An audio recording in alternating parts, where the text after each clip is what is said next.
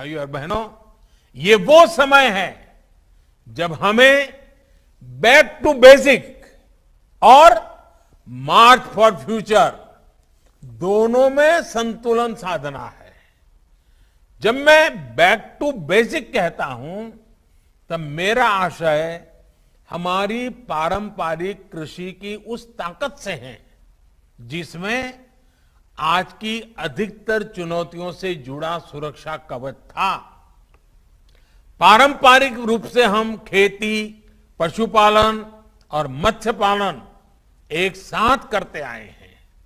इसके अलावा एक साथ एक ही खेत में एक ही समय पर कई फसलों को भी उगाया जाता था।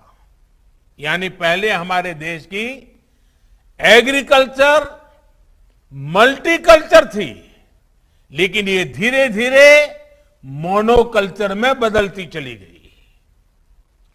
भिन्न भिन्न परिस्थितियों की वजह से किसान एक ही फसल उगाने लग गया।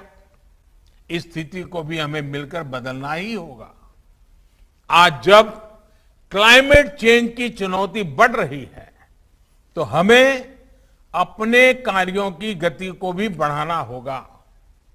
बीते वर्षों में इसी भावना को हमने किसानों की आय में बढ़ोतरी करने के लिए भी प्रोत्साहित किया है। किसान को सिर्फ फसल आधारित इनकम सिस्टम से बाहर निकालकर उन्हें वैल्यू एडिशन और खेती के अन्य विकल्पों के लिए भी प्रेरित किया जा रहा है। और छोटे किसानों को इसकी बहुत जरूरत है और इसलिए हमने पूरा ध्यान 100 में से 80 जो छोटे किसान हैं उन पर लगाना ही है।